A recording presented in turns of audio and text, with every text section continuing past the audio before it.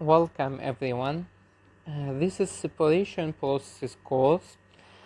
This video is a continuation of the previous video, which is about the multi-stage binary distillation. We discussed in the previous video, in the first part, we discussed that what's distillation column, what is the operation of distillation column, the trays, the boiler, the condenser, and we said that we have a simple method called the McCabe Thiele method, which is used for analyzing distillation column. It is a graphical method, and this method is only available for binary system. It is only for binary system where we have a multi-stage distillation. Okay, and we say this method is a graphical method, and it depends on two types of relations: the equilibrium relations and the material balance relation. And we say that the material balance relation, we have three lines. For the equilibrium, we have only one equilibrium line, which we can draw using the XY table, the equilibrium data, experimental equilibrium data, or we can use the relative volatility alpha value. Okay, and for the material balance, we say that we have two operating lines. The first one is called the top section operating line, and we derive it. The second one is called the bottom section operating line, and we derive it. The last one is called the Q line, and we are going to derive it in this video. So now we will talk about the Q line. From its name, Q, you can think it is about the feed conditions. Okay, but let me write this two lines again. First, for the top line, which is, let's say it's equation 1, we say that y is equal to r over r plus 1 x plus xd over r plus 1, or we have different form, which is y is equal to L over Vx plus xd multiplied by d over v. Okay, so they are both two equations, and we show how we can go from this equation to this equation, but they are the same. They call the top section operating line, which is obtained from material balance. And the second equation is that the second equation was y is equal to L dash over V dash x minus xw multiplied by w over v. Okay, this is the second one. One thing that I would like to mention, as we see that this equation, we can express this term as this in terms of r. Can we do the same thing here? L dash over V dash, we want to present it in terms of the boil up ratio, beta. Yes, we can. How we can do this? Let's draw this bottom line, or in other words, the bottom section of a distillation column. And this is the reboiler, this is the boil up, V dash, and this is the waste product. And we know that the boil up ratio is the ratio between these two guys, which is V dash over W. V dash over W. Okay, and this is L dash, the liquid. So from simple material balance in equal out, we can say that L dash is equal to V dash plus W. Okay, and here we have L dash over V dash. So we will replace this L dash with V dash plus W. Okay, V dash plus W. Okay, let me write it in another page. So we have this term L dash over V dash. We have L dash over V dash equal to, we can replace this L dash with V dash plus W over V dash. Right. Yeah, this L dash is equal to V dash plus W. Okay, and then you can see that this V dash over V dash is 1. What's W by V dash? We know that beta is V dash by W. So W by V dash will be 1 over beta. Okay, if we take a common denominator, we can get that this will be beta plus 1 over beta. Okay, so we can express the equation again in terms of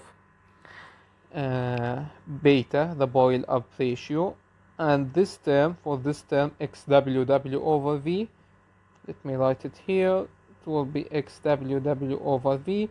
We know that w over v, this is simply 1 by beta, so the final equation we can express it as y is equal to beta plus 1 over beta x minus xw over beta.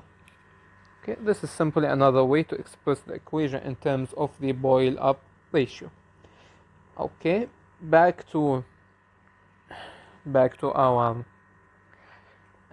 discussion, which is about the McCabe Thiele method.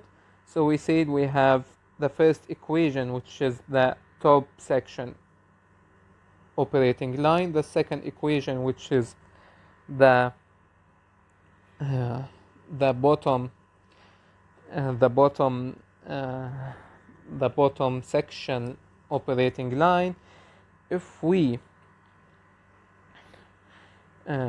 take this two equations, okay, and subtract them, we can get a third equation. Or there is also another way, which is, I find it easier, is that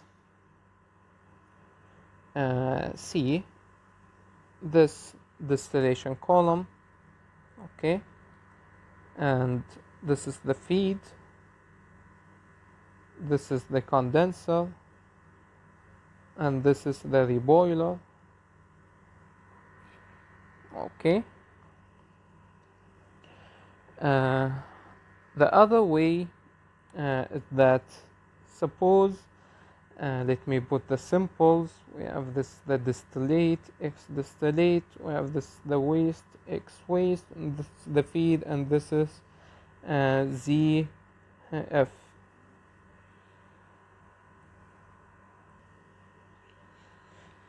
Yes, and we have two equations. We have this, the first equation and the second equation. If I rearrange this equation, for example, this first equation, I multiply both sides by v, and the second equation, I do the same, multiply both sides by v dash. I will get this equation.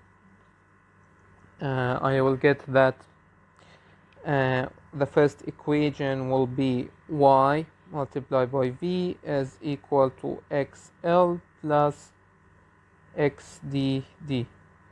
If I do the same to the second equation, I will get that y v dash is equal, y v dash as equal to xl dash minus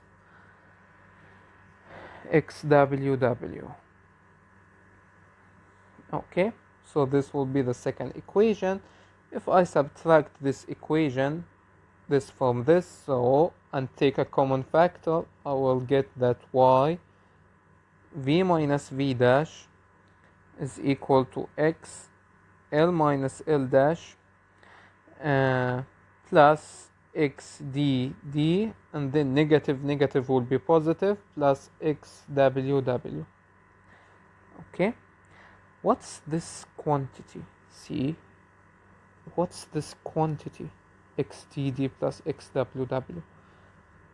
If I do an overall component material balance, you can see that ZFF, this is inlet, equal what's out, this and this, XDD plus XWW. See, so I can replace this quantity XDD plus XWW, I can replace it with ZFF for the overall material balance, right? And what's this guy? V minus V dash and L minus L dash. Remember this relations when we say that if we have this is the feed, if I say this is the feed with the quantity Q of the liquid, this is the liquid going down from the top section, vapor going up, liquid going down from the bottom section, and vapor going up from the bottom section, so it is V dash and L dash. Remember that the relation that we have developed in the last video, when we say that if we perform material balance here, we will get, for example, for the liquid, we will get that L plus QF as equal to L dash, okay, and also if we do another one for the vapor, we will get that V dash plus 1 minus QF is equal to V. Okay, so let's rearrange this. See, we have here L minus L dash. Okay, so L minus L dash will be equal to minus QF, right? And similarly, V minus V dash, here V minus V dash will be 1 minus QF. So let me substitute these two here and here. Okay, so I will get that y multiplied by, rather than v minus v dash, I will put 1 minus q multiplied by f.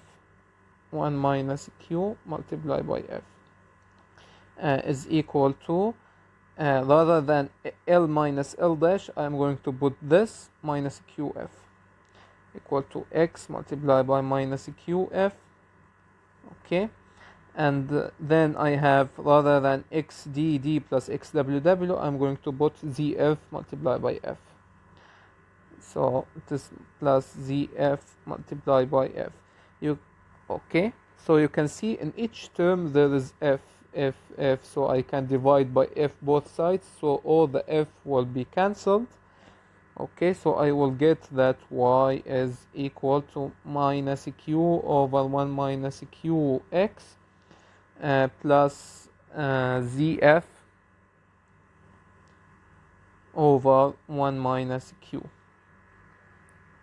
Okay, and I can do some simplification, like I can remove this minus and switch this q with 1, so it will be q minus 1, and I can remove this positive and put negative and switch this, so it will be q minus 1. It is just simplification, some mathematics. We are just only rearranging, so we will end up with this equation: y is equal to q over q minus 1 x minus zf over q minus 1. Okay, so this equation will be the third equation, which is called the Q-line equation, and this is the last equation for the McCabe method. So I have this, the Q-line equation, and I have and I have the top section equation, this equation from the previous lecture, the top section operating line and the bottom section operating line, along with the equilibrium relationship. As you can see, each equation, for example, let's see the Q line equation. You can see that it is in the form of y is equal to slope multiplied by x plus intercept. See, this is the dependent variable and this is the independent variable, and this is the slope and this is the intercept. Okay, so you can see they are all linear equation with this form. Okay, they are all linear equation with this form. So how I'm going to apply this McCabe method? How I'm going to apply this? First, I need to take the information from the problem. Usually the external flux ratio will be given, which is R, and also the or the internal flux ratio, and well, let me draw better. Let me draw this distillation column, and we have specific number of stages, and we have, this is the feed with the composition in the feed, and this is the condenser, and this is the reboiler, and this is the distillate, the molar flow rate of the distillate with xd, and this is the molar flow rate of the waste with x waste, and this is vapor, this is liquid, this is vapor dash in the bottom section, and this is L dash liquid in the liquid section. Okay, what's usually given in the problem, usually the feed flow rate is given, or if it is not given, you can assume a basis, for example 100 kilomole per hour. Okay, also the composition in the feed is given. Okay, and xd, what we want, the composition and the distillate of the light component is given, so we know the performance of the column, and also xw, the composition of the light component in the waste, it is also given, but usually for this course you will be asked to calculate the required number of stages. What's the required number of stages to achieve this problem? So it is a design problem. Okay, it is a design problem. So we want to find this n. What about this d and this w? It is simply can be calculated from the overall material balance on the whole column. You can make an overall material balance assuming a steady state. You can say n equal out, and then after that you have the overall material balance. Feed is equal to distillate over distillate plus the waste, and the components overall material balance will be ZF. F is equal to XDD plus XWW. Okay, so you have two equations with two unknowns, D and W. You can solve them simultaneously to get these values. As we said, XW is given, XD is given, F is given, ZF is given. Okay, so you can solve this equation simultaneously to get W and D. And then the question here is how to determine the required number of stages. We are going to use the McCabe method. As we say, we are going to discuss the McCabe methods. and we said it depends on the material balance and the equilibrium relationships. And the material balance, we have three equations: the top section operating equation, the bottom section operating equation, and the Q line. Okay, so how we are going to apply this method? And for the equilibrium, we need to have a table. Either the table is given, or we can construct it using the relative volatility value, as we have discussed. Okay, so how we are going to combine all of this 4 lines to find the required number of stages. The first step is you need to draw your axis. Okay, so this is your sheet, and this is the y-axis, which is represent the composition of the light component in the vapor phase, and this is the x-axis, which represent x is the composition of the more volatile component in the liquid phase. Okay, and then you take the scale. Of course, this from 0 to 1 because it is mole fraction, from 0 to 1. Okay, and you can draw the 45-degree line. This is the 45-degree line, which is only a simple line that separates the region of drawing into 2 regions. Okay, this is only a line, and it is called 45-degree line because the angle here is 45 degree. But whatever, you can draw this line. We can benefit from this, as we will see. Okay, so the first line, let's do the equilibrium line. Suppose you have the XY data and you are going to plot them here. To plot the points, you have the XY equilibrium data, and then simply you are going to match these points. Okay, so you match these points. So this is the first step. The first step is to draw the equilibrium line. The second step is to go and draw the material balance line, which are the top, bottom, and the Q line. It is better to start with the Q line, and we have the equation for the Q line. This is the equation of the Q line. Okay, you have the slope and the intercept. Usually Q will be given, which is the percentage of liquid in the feed. It could be 0, as we said, if it is saturated vapor. It could be 1 if it is saturated liquid. It could be between 0 and 1 if it is saturated mixture. So it will be given, so you can find the slope here, which is Q over Q minus 1. So this is the slope. Okay, so you can go and find the slope of the Q line, which will be Q over Q minus 1. Yeah, and the Q will be given, which is the percentage of liquid in the feed.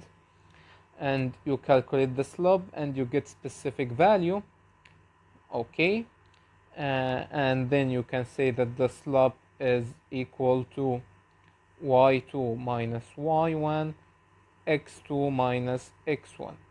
Okay, so you can have an initial point of x1, y1, and another point which is x2 and y2, and then you connect between these 2 points to find the Q line.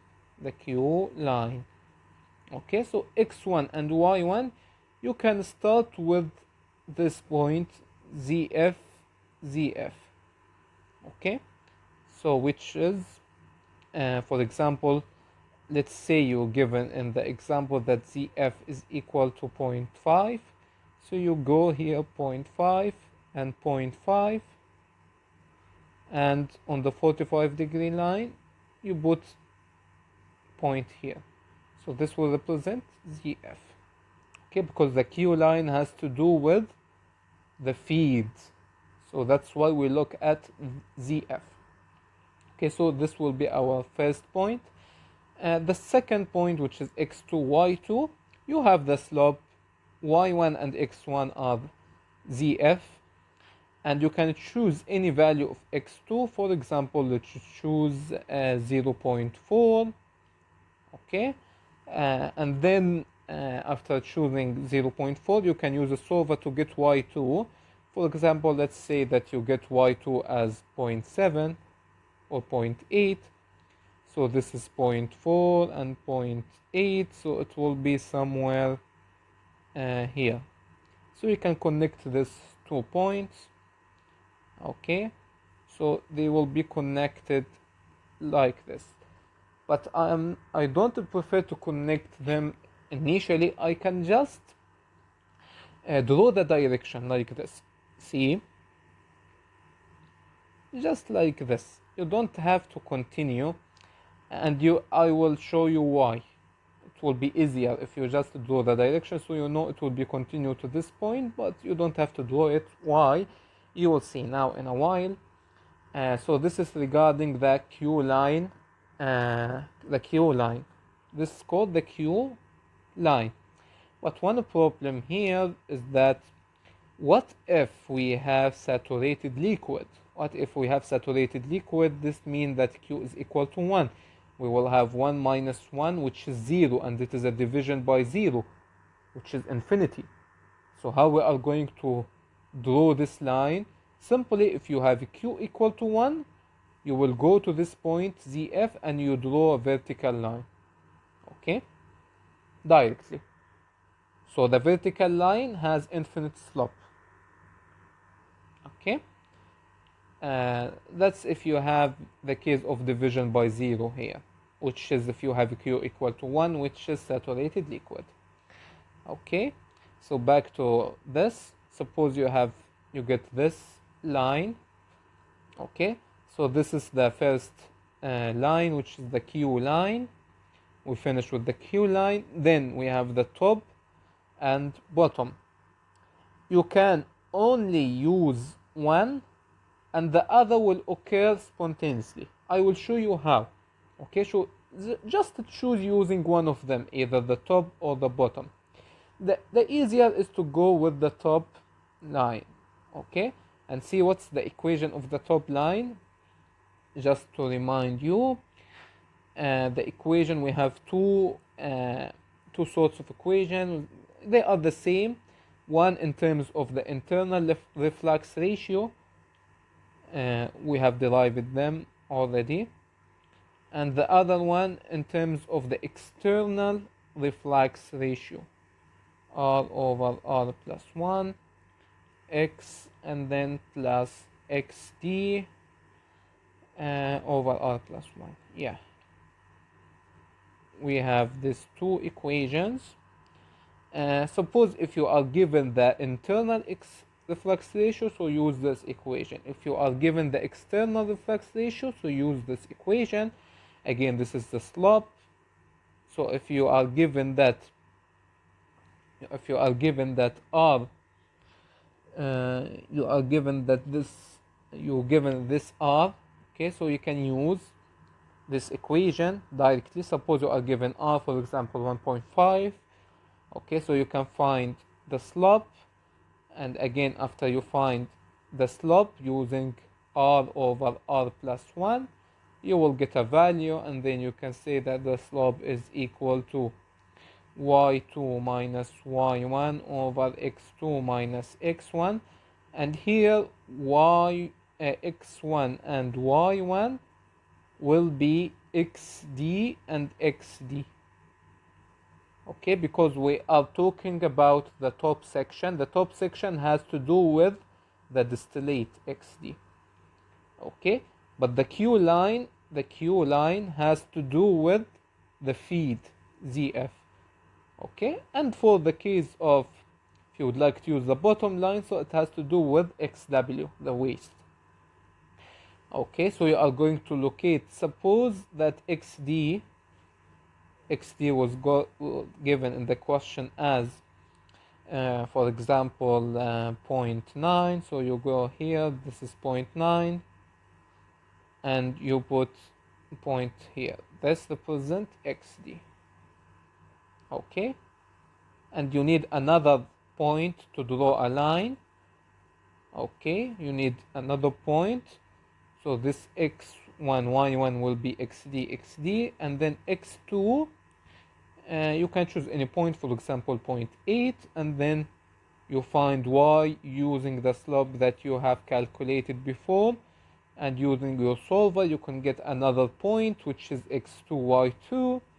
Suppose that you find this point to be, for example, anywhere. For example, you find it to be here.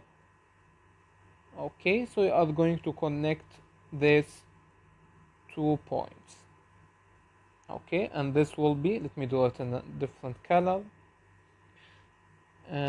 So this will be the top section line. Again, this is the Q line, this is the Q line, and this is the top section operating line. Okay, what you have to do then, you need to extend these 2 lines until they meet. That's why I didn't draw this like this from the start. No. I extend it a little bit and extend this using the ruler. Extend them until they meet, and then stop. Okay, and then stop. Then what you have to do, you locate xw. You see, where is xw? For example, if it is given in the problem, it is 0.1. So you go here 0.1 and put a point here in the Q line, in the 45-degree line. Put a point here, this will represent xw. Okay, and then you don't have to go and use the bottom equation, the bottom section line equation. No, you can directly connect this point of intersection here, you can directly connect it to the xw point. This will generate directly the third line, which is the bottom section operating line. Okay, and if you want to check, go and see this equation. Where's the equation of the bottom line? No problem, I can write it again. This is the equation of the bottom line. We said that y is equal to L dash, y is equal to L dash over V dash multiplied by x minus xww over V. Okay, over V, V dash. So this is the equation. You can check, if you divide this by this, L dash over V dash, you will get a slope similar to this slope of the green line. Okay, and if you extend it to the intercept and you calculate this intercept here, okay, you will get same intercept as this one. You can try it. Okay, so you don't have to use the equation and find the slope and waste your time. No, this line, the green line, which is the bottom section operating line, would be generated automatically if you join this intersection point with xw point. Okay, so when you join them, you will get the green line, which is the bottom section line, directly. And then the last step, which is the step that we all love, this step is to draw the number of stages. Remember, what's required from the McCabe Thiele method? We want to determine the number of stages at the end of the day.